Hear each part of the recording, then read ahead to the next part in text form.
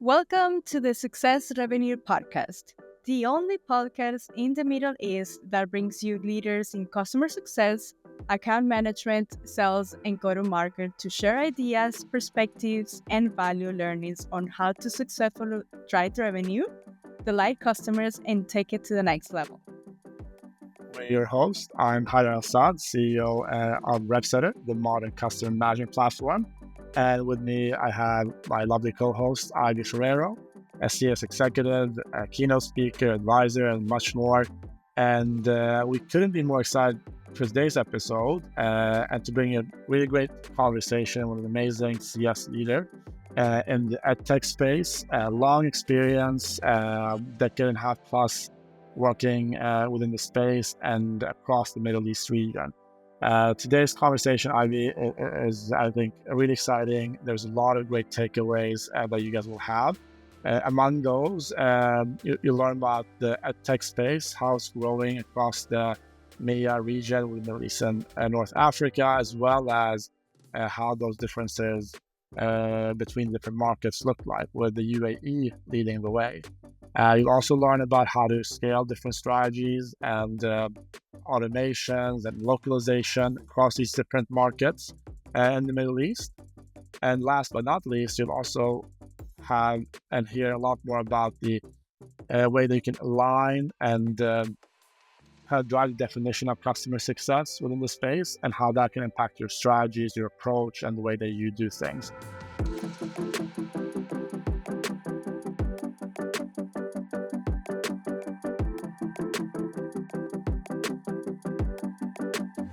So it's a really great conversation. Very excited to bring in today's guest. And I'm excited for this one, Ivy. How have you been? Well, yeah, I've been really, really good. How was your trip to Saudi? Oh, yeah. I just got back from Saudi. It was really good. It was excellent. I was there for a lot of customer meetings and some partner meetings. So it kept me busy. But every time I go to Riyadh for a couple of days, it's a full slate of things to do. Some good food along the way as well. I tried out this new restaurant that was amazing. So got some extra energy between meetings. My gosh. I have heard that the food in Saudi is so good. It's excellent. Again, every time I go, I'll end up trying kind of a new place depending on where my meetings are and kind of who we're meeting with. But every time it's always good. So it was really nice. And it was interesting, actually, related to the conversation today. Met with a few people kind of in similar to the EdTech space and some of the companies over there. And, they're talking a lot about how kind of customer success is really coming on and how the importance of customer success is continuing to grow. And I think the Saudi market is one of those places where they've been kind of on the forefront with customer experience and driving that, and now customer success with more of the proactive approaches is really growing as well. So it was interesting to see that as kind of pertains to today's conversation and our guest and his kind of background within the space. Nice. Yeah, I'm really excited to see where Saudi is gonna head towards. Because obviously their population, I believe, is doubled than Dubai. They seem to have great plans, and they seem to be injecting a lot of money into startups. Yeah. So with more startups, I believe there will be a bigger need for a customer success department to be established, and hopefully for more customer success managers to embark themselves on a career within customer success. No, absolutely. I mean, definitely seems that the market is thriving and growing. And one of the conversations I had on this trip was just around speaking to an executive about kind of that particular topic of the development of customer success in the Saudi market. And he was telling me, the last 4 years, especially in Riyadh in particular, the capital, how things have just kind of exploded in terms of number of companies, multinationals, international companies setting up kind of Middle East operations in Saudi. So I think along with the UAE and a few other markets in the Middle East, Saudi is definitely leading the way. And so that's cool to see. So now hopefully we'll see that digital transformation continue and the CS rise and see us continue with it as well. Yeah, I'm so excited. I think it's just a matter of them being able to build more. And the other day it was so shocking. I was talking to my boss, and he was telling me how the population in Saudi, when you look at the amount of people, I believe in Dubai there's like 10,000, but in Yeah. Saudi it's like 22 or 25. I don't know. I might be Right. making this number. But a lot of that population is Saudis, like local people. Right. Yep. And when you look at Dubai, there's still so many expats Expats. here. Yeah. So Absolutely. we also need to think about the idea that when Saudi gets to the point that they have built more and there's more of a lifestyle, there's going to be way more expats that are also going to be coming into Saudi. So I'm excited to Mhm. see that melting pot. I think this is one of the things that I enjoy so much about Dubai is that literally everybody you meet here is an expat, and Yeah. they come with this story of with this ambition, and it's really refreshing to see how Dubai can be a launch pad for many people. Yeah, no, absolutely. Dubai is great in that sense that it is so international. There's so many different people and perspectives within the business community, and on the flip side of that as well, I think in terms of the Saudi market, there's a lot of opportunities there, but for companies to come in and customer success to grow. But localization, we'll speak about localization with our guests today, is really important. Just a simple thing as with RefSetter, we have the platform in Arabic as well. Our Saudi users are much more likely to use the Arabic version than the English version, whereas in most other regions they're using the English version, even within the Middle East. So it's one of those things where that localization aspect that we'll speak about today will be is particularly important, I think, in a market like Saudi as well. Yeah, 100%. Yeah. Yeah, even in my company, which I'm in the well-being space, every time I'm doing demos in Saudi and Mhm. whatnot, they do want to know if the platform is available in Arabic. Yeah. And it's interesting because we also internally produce our own content.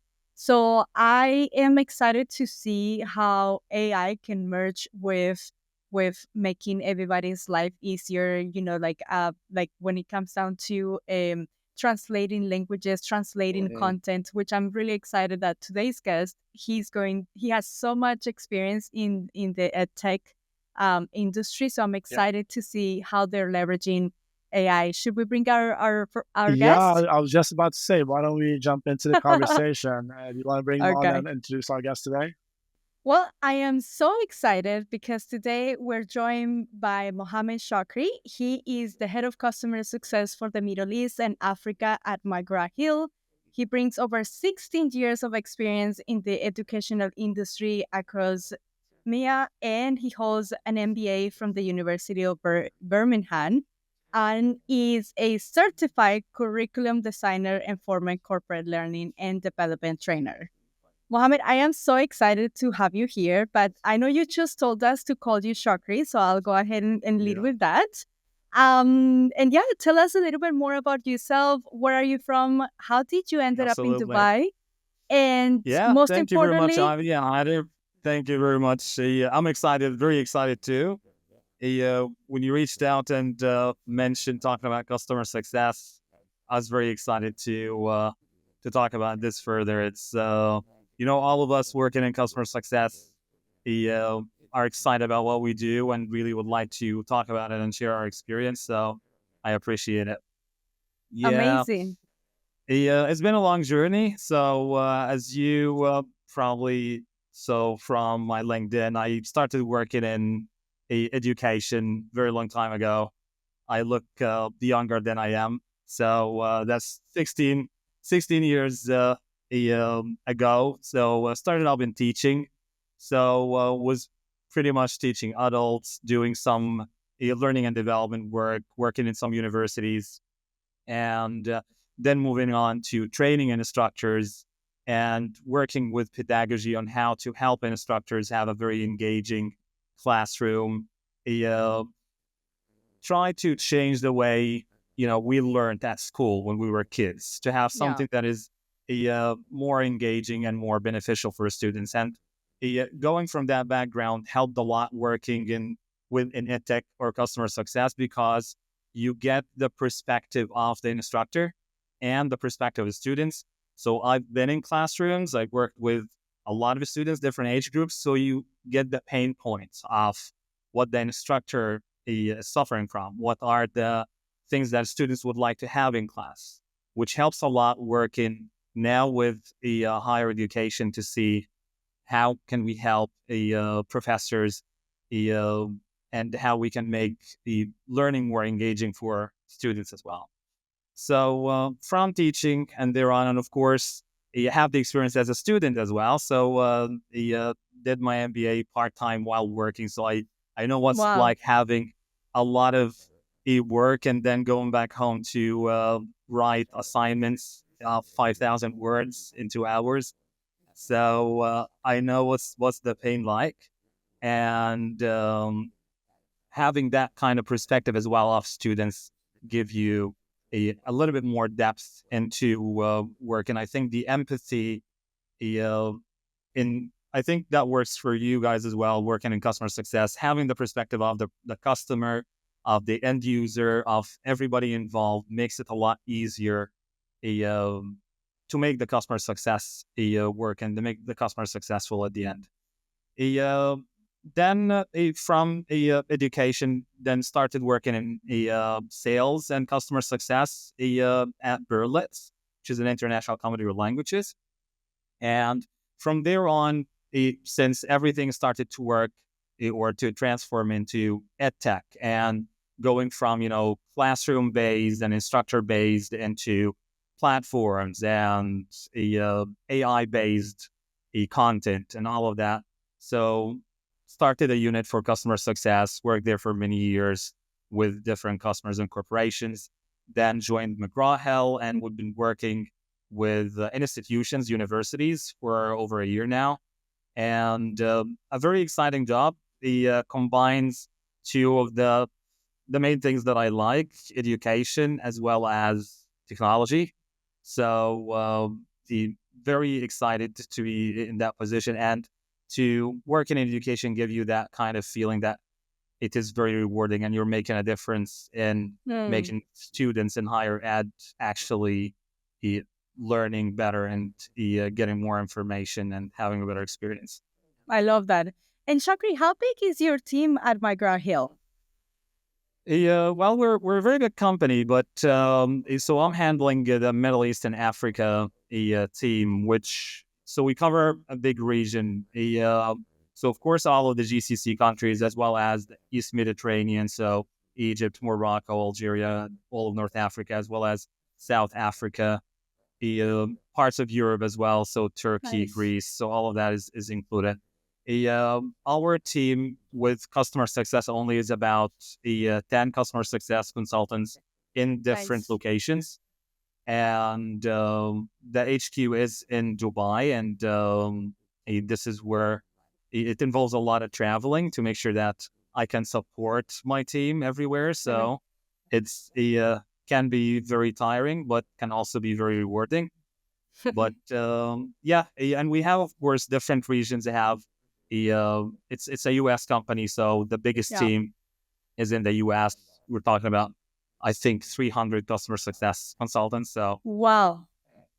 yeah, the U.S. is the biggest team, and then in Dubai, it's more of a rapidly growing team. Incredible. Very cool. Very cool. No, that's amazing, Shukri. And yeah, it's such a pleasure having you on because I feel that the ed tech space is just such a kind of a booming space. There's a lot of investment, new companies, of course, the giants like McGraw is in there, and then you have a lot of startups and new technology emerging, which is also super exciting to see. So I'm very excited about kind of picking your brain on some of these topics and understanding a bit more around it. One of the things that I was curious about, I love your perspective on this, Shukri, in terms of looking at the Middle East region as a whole, right? So, GCC, you can also, include the East Mediterranean countries in there as well, I suppose. But how do you feel that the EdTech space in general has evolved within the Middle East region over the last several years? What's kind of your perspective on that transition that's been happening? Yeah, that's a very good question. And it's as well a challenge when we hire new customer success consultants in our team, because like one person would be dealing with different regions, and the expectations are quite different because we Right. have a lot of countries, and each country is in a different stage of the adoption of EdTech. So we have countries like UAE here with a lot of institutions that are almost mature in the sense that they've done the digital transformation almost 10 years ago.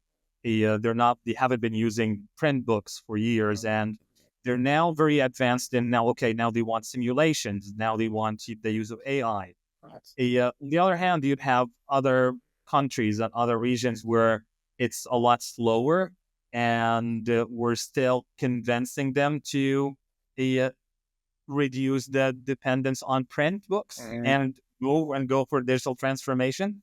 And in some other regions, it's still in the middle. Like they've they started with the digital transformation, but you're still in the pains of new adoptions and the resistance to change. And I think it's one of the main things, especially with academia, is that instructors and professors were using specific methods for years and years and years.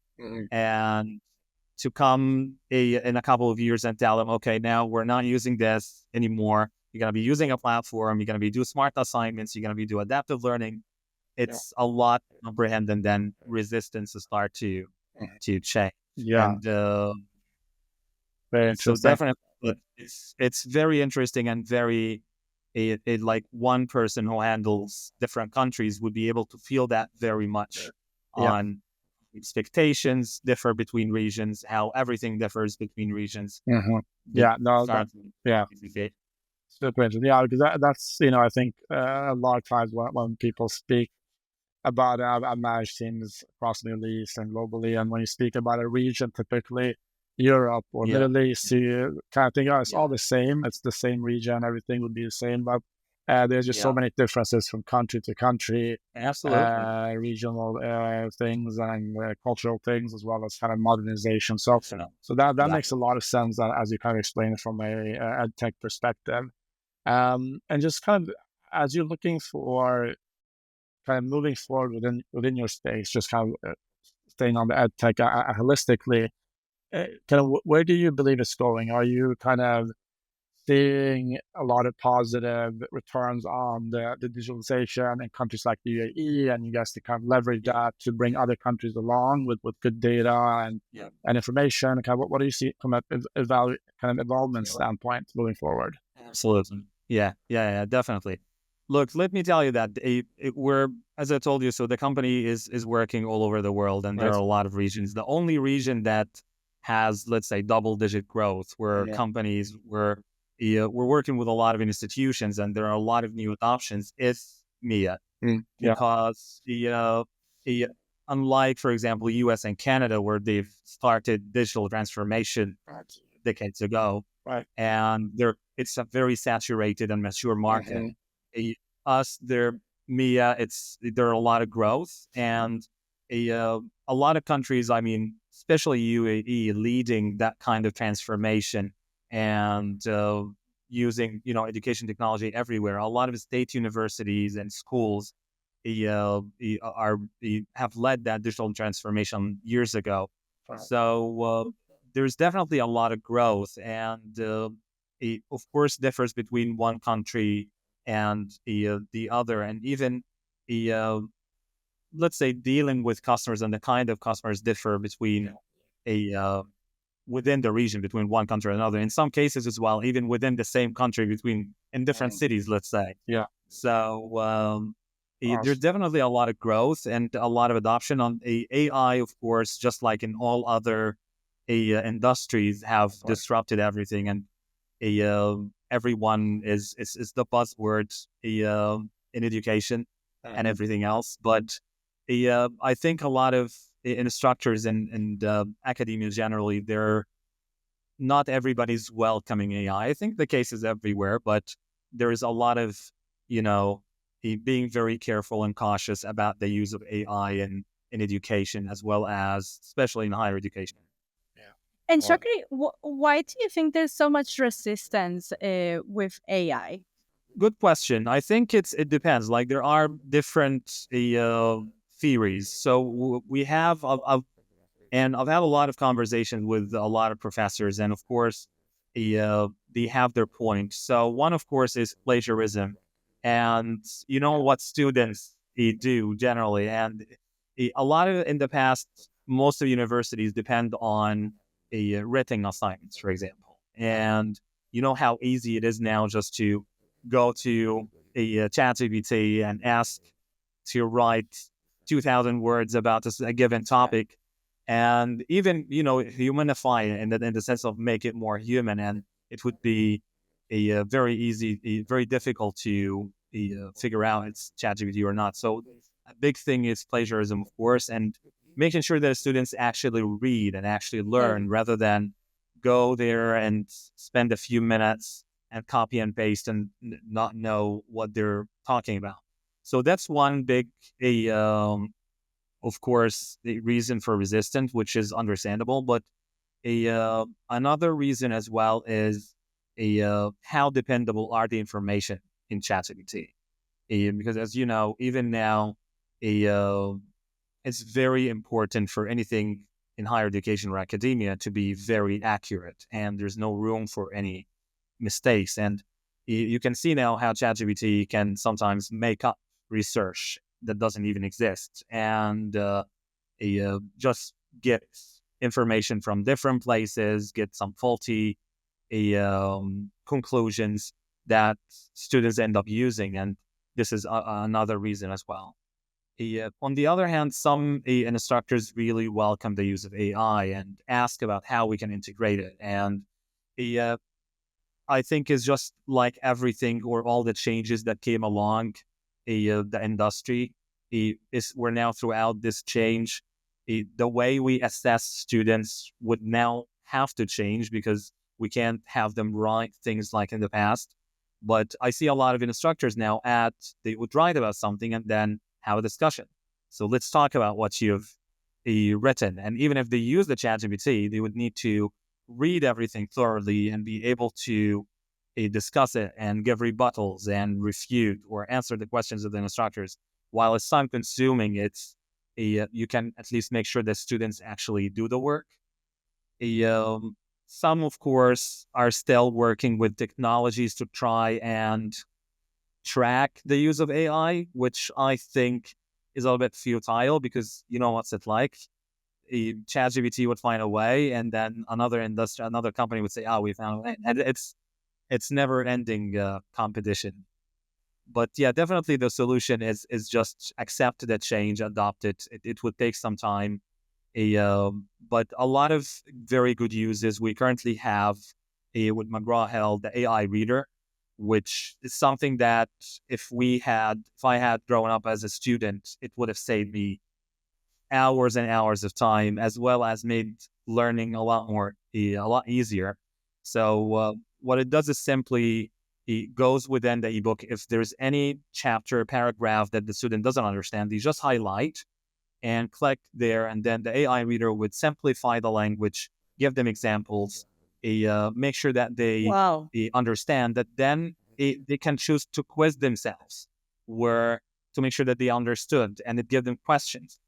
And the good thing is that everything is within the book. So what the approach that McGraw Hill did was make sure that everything is very accurate. So our AI reader doesn't go online and go pick and search for information everywhere. It only does from inside the content, from inside the ebook, to make sure that everything is accurate. You have the citation to address as well any of the worries that the professors have. But for a student to have all of this at the tips of your fingers and just be able to simplify anything very easily, quest yourself and check your understanding, Wow. something that you remember going to uni and how long and how much reading we had to do in order to figure out something. And then we went and asked questions to friends, to colleagues, to professors, while students can now just click and get everything. Incredible. That's awesome. And that's super interesting. And I would love to cut because as you're speaking through all the challenges of the space itself, that tech space, kind of my mind is going to all the challenges that must mean from a customer success perspective. Yeah. And I'm sure we have a bunch of questions around that. But one thing I kind of want to ask quickly is kind of, given all that complexity, and I would love to hear some of those strategies and how you guys jump into that. But kind of, what is it that fascinates you about being customer success within this edtech space with all these kind of different nuances and challenges? What is it that drawn you to customer success, and within your role as head of customer success, kind of what is it that's exciting, right? What gets you up in the morning, and kind of what's fun about it? Yeah. I Very good question, and I'm sure it's a lot of things would be in common with all customer success, Yeah. everybody working in customer success. But for us as well, sometimes we visit campuses a lot and we meet with the students, and when we see students sometimes interested and very excited about feature and about things, it's not very easy to get student excited about education, about books and reading. So to see this and have students ask you, how can I do this? How can I use this? And even if students asking, can I use this without the instructor assigning it to me? Mhm. Who does that? Who goes and Yeah. does their own work without being assigned? So a part of it is, of course, knowing about the impact you're making and dealing with the end user who's the student as well as with professors. It's very rewarding for everybody, and this is well the feedback that I get from all the people on my team. As something I think that would be in common with all people working in customer success is how many hats we wear every day, and starting of course with the tech support hack, implementation consultant hats, sometimes everything pretty much therapist. Sometimes we listen there and sit and listen to instructors complaining about students and for hours, and then it's very exciting actually. You feel like you're doing so many jobs and the main Hmm. goal is to make the customer successful. And it has been over a year now with McGraw Hill, and up until now there hasn't been that kind of monotony when you feel, I'm going to do this, going to do that.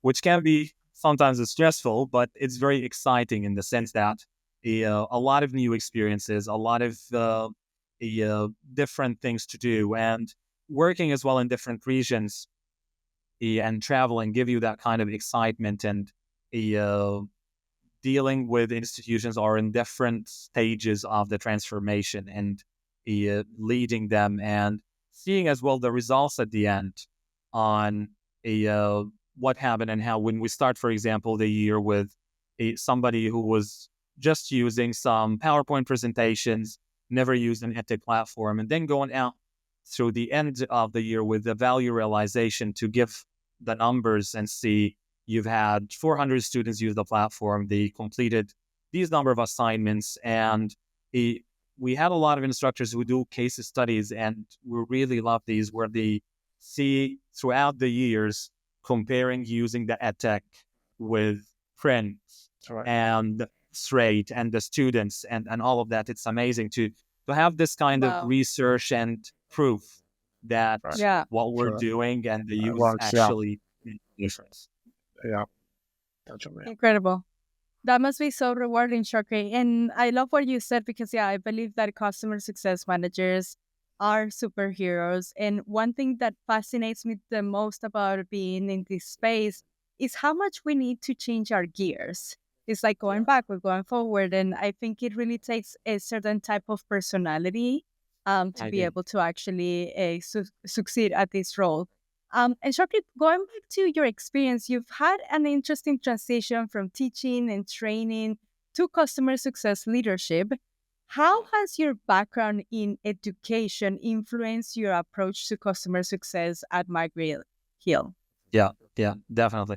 Yeah, as you said, it's I think one of the hats that we use most of the time on a lot is the training of the instructors. So they're making sure that they use the platform well, and they're pretty much they know everything and how all the features work, and pretty much achieve all of the utilization to achieve their success. Which I think there is very close to what we do in education and teaching. It's not just about, when you give a training, you can just sit down there and say what you say every time, and then people listen. And then most of the time after the training session with the customer, they wouldn't have gotten at least 20% of what you said. But working in education and classroom and doing that kind of engagement and the sort of a performance at the end to ensure that the customer actually knows what I'm talking about. So let's have some hands-on practice. So can you do this? Can you create an assignment? Can you, not putting them on the spot, but it is putting them on the spot a little bit just to see, have you been listening to what we're talking about? And you see at the end, can they actually do it or not? So it really helps having this Nice. kind of background from education to train people properly, and rather having those. I saw a lot of the people in my team when they first started, giving a presentation, which is, these are the features, this is how you use them, and everybody sits there and nod and thank you for the presentation.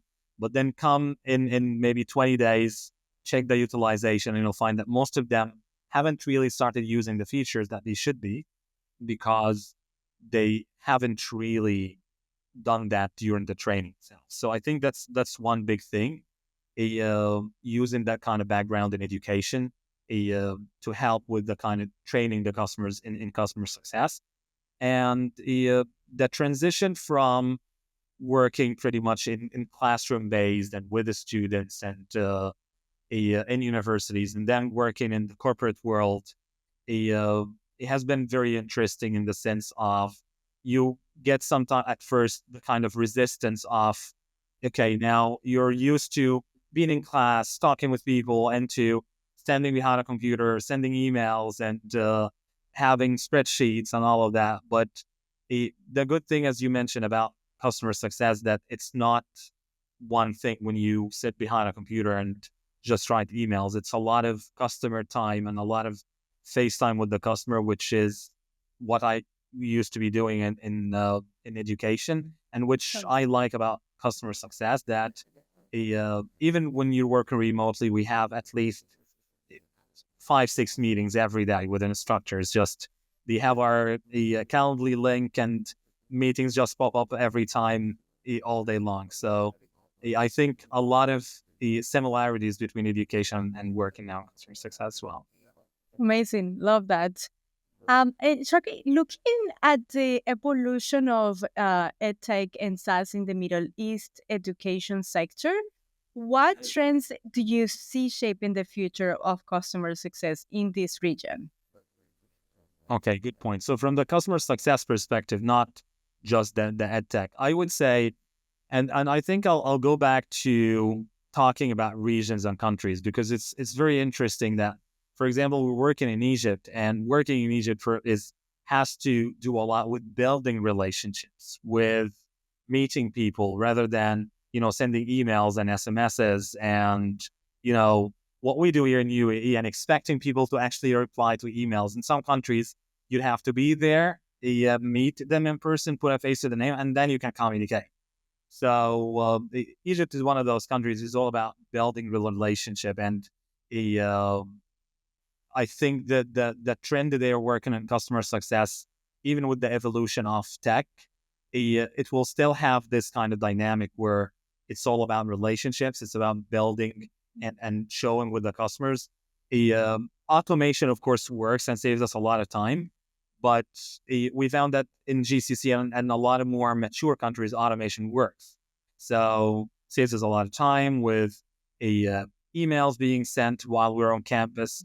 But I think it depends on the region. But Yeah, definitely one right. of the things that we work that helps us a lot in our team is automation, and of course having that kind of flow, and I'm sure as well now AI would have a lot more to help customer success with. Yeah. I've seen a lot of things that we could be using, and it's very interesting, but it's also just like professors are afraid of using AI. There are some worries that we have in customer success. So we have we started using, of course, in some email templates, some while trying to make it as personalized as possible. Yeah. The automation works wonders.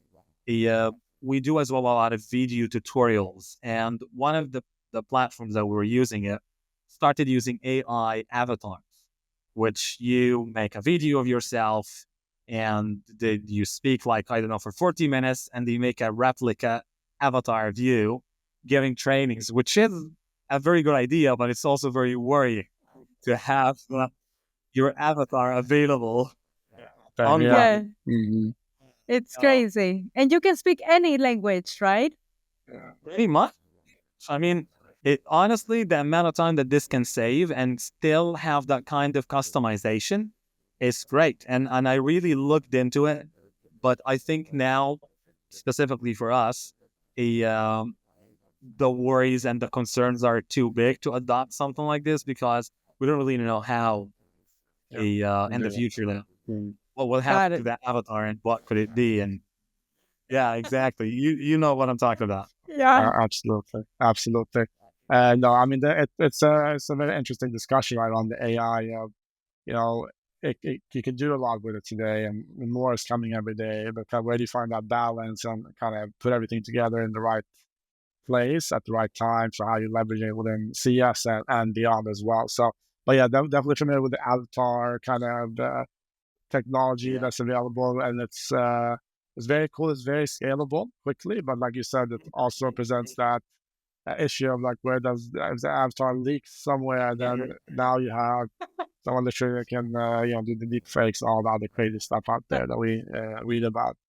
No, that's super interesting stuff, Shukri. And it's interesting. I'm gonna just kind of jump back a little bit. One of the things that you said, and your experience coming from education to CS. I've partly hired countless people over the years in my different companies I ran from education into CS, and it's such a good transition because you bring a lot of that kind of organized storytelling, teaching capability into a role where you really need to build value through storytelling and communicating well and presenting value.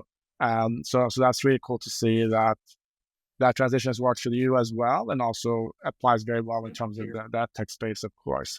One thing, Shakir, that you were talking about that kind of let's see if you can just expand a bit on, working as you guys do across many different markets. And I know you mentioned customers in UAE and Egypt, Iran, and other places, and you've been flying around as well to many of these places as well with your team. Can you give, if for someone that's either in the market today or entering the market and kind of has that challenge of working towards different markets within the Middle East, different countries with maybe some nuances. Do you have any kind of top strategies or kind of tangible things that you would recommend for a CS leader to think about or do within that context? Yeah, yeah, very good question. And as I told you, it's a challenge as well with the teams that I have in the sense that sometimes one person would be managing, let's say, so the East Mediterranean region where they go and deal with Greece and Cyprus, and then they also have Egypt and Morocco in their team. So very different background. And I think one of the main things that customer success or somebody in customer success would need to think about is localization and not adopt a one size fits all approach. This is the feature. This is what we do, and expect everybody else to change and expect all kind of regions to do things your way. It wouldn't work, and especially that it's a change, and you would like to help an institution to change. You need to make it frictionless. So if you want them to change to fit the features and the things that you have, and then to change again to use your platform, most of the time the change wouldn't work. And while doing as well my studies, I remember that almost 70% of change initiatives fail Right. Yeah. in some corporations, which I think the main reason is that people underestimate the resistance to change and underestimate how culture works. And they say the culture eats a strategy for breakfast. Right. So people can just go down and talk about their strategy and how we can penetrate the market and do this and all of that. And then comes the country culture that we're talking about, or the company culture that is very inherent. And no matter what you do, customers are not going to accept your offering if it does not resonate with their culture, does not resonate with the way they do Wow. things. So it's very important if you're looking to work in GCC and in all different regions to make sure that the country, the culture, and how you can adapt, localize, and change your platform or change your strategy from one country to another.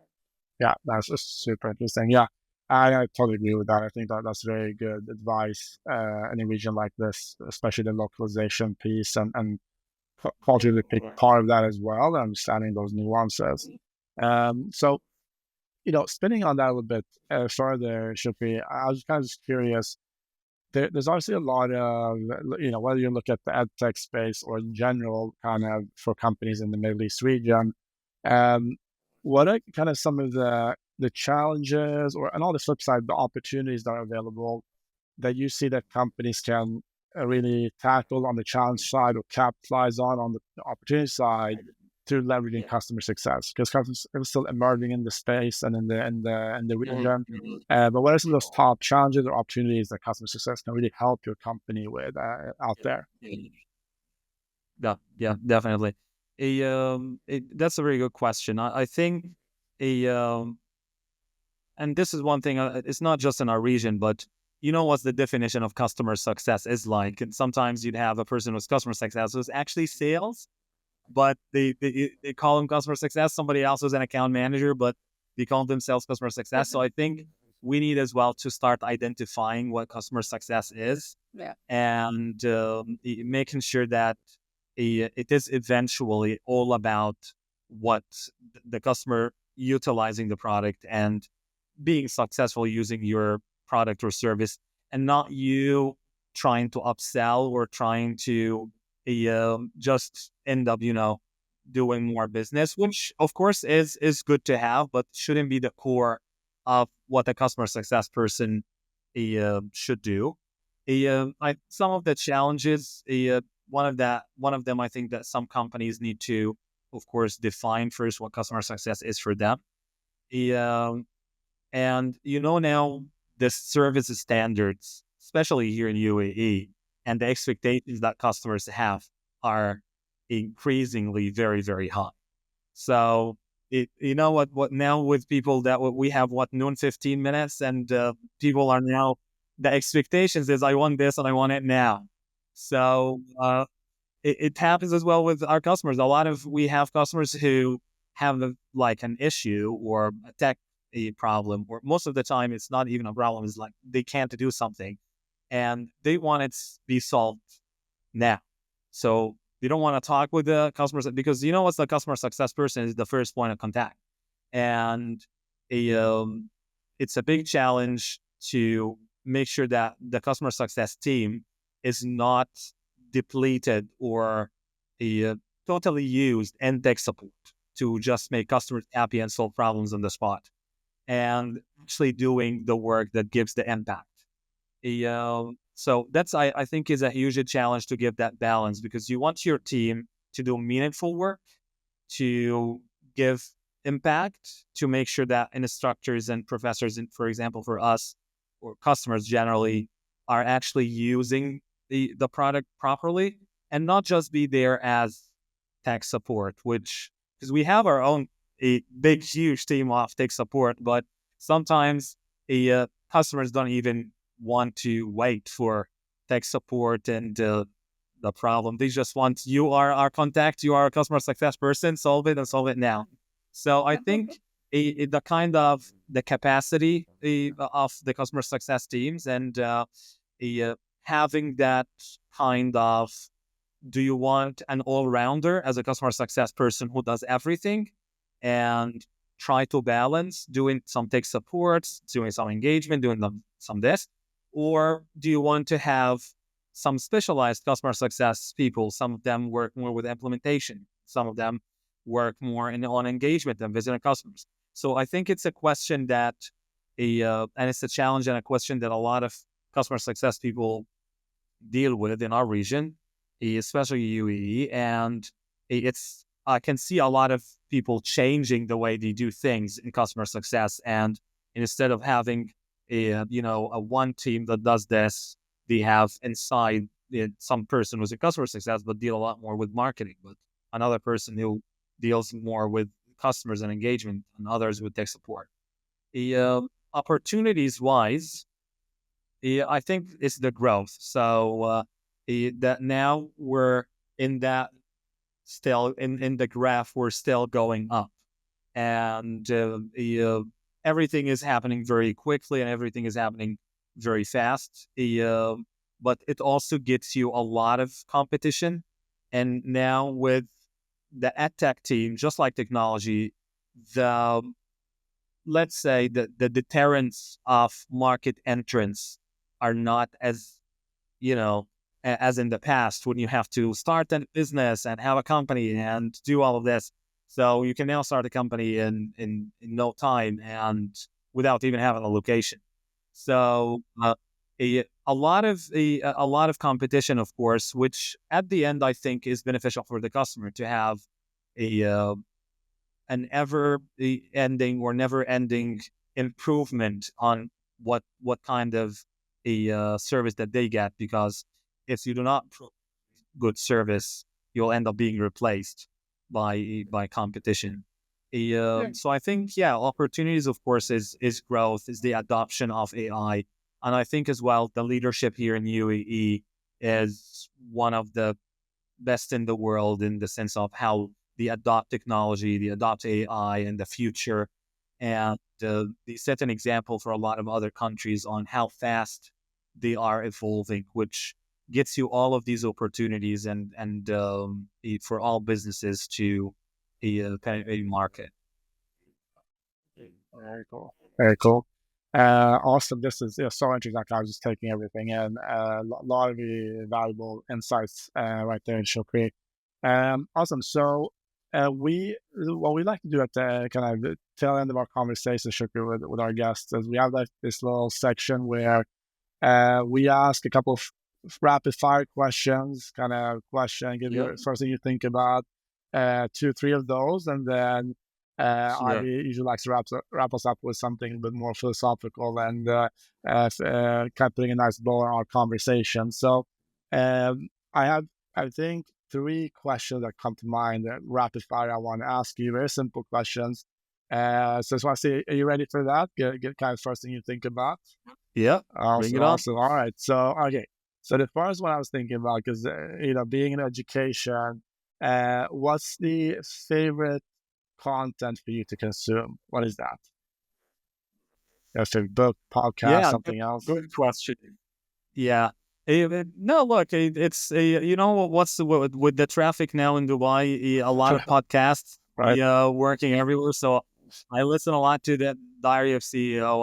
I like listening a lot to that. And a lot of other, because my work involves the change management. I listen a lot to podcasts about change management, and not just about companies and institutions, but people, and how you can yourself change and be the master of your own self, and to see your patterns and see what kind of behaviors that you do. And so change management for me has been something that is very interesting. And but yeah, generally, and I really like statistics and numbers. So anything that has to do with those, because you have a number, and then just to go beyond the number and see how this evolved and how this came is very interesting. And there's always a long story.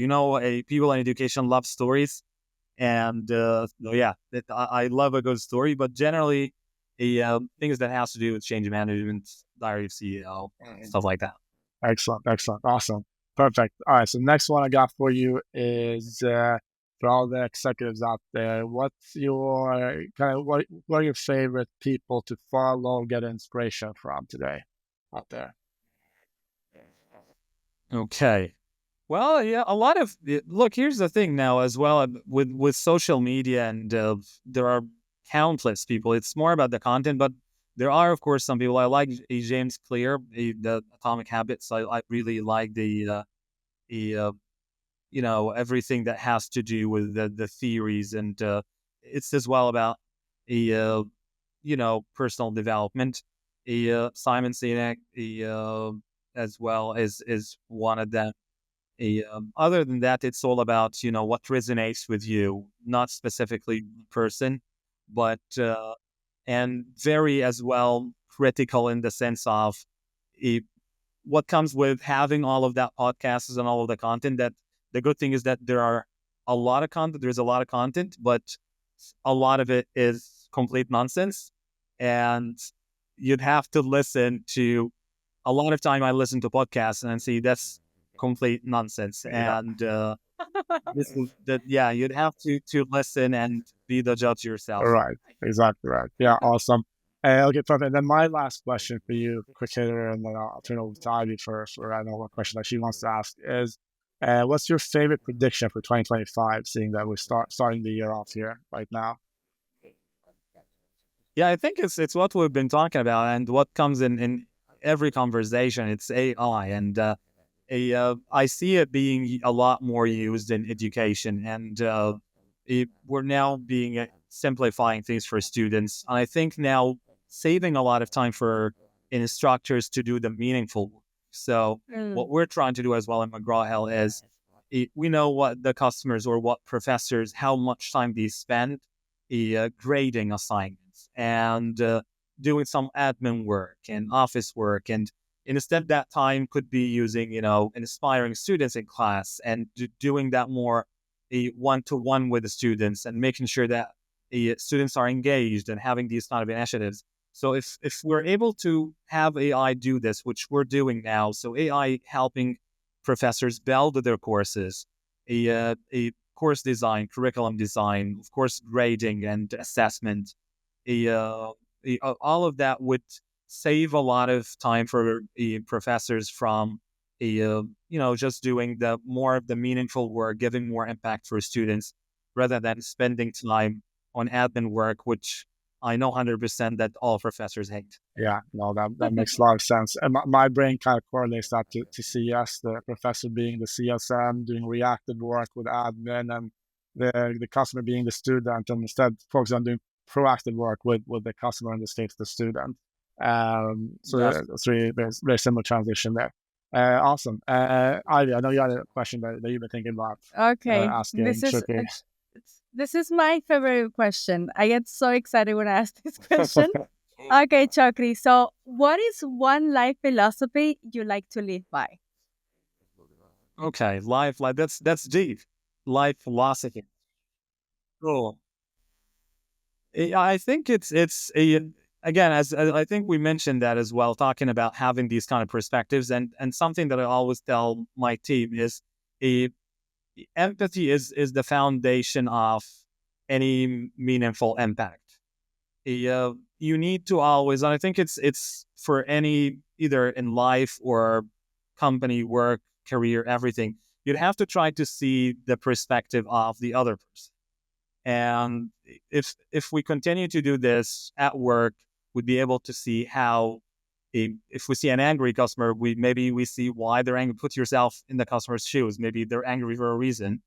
And at work, if when your interactions with your team and you put yourself in their positions, always try to have empathy. And it's very easy to, have your own idea and be too consumed and be like just criticizing the other person or the other party, and it pretty much very easy to do that, but it always builds resentment and never achieve a solution.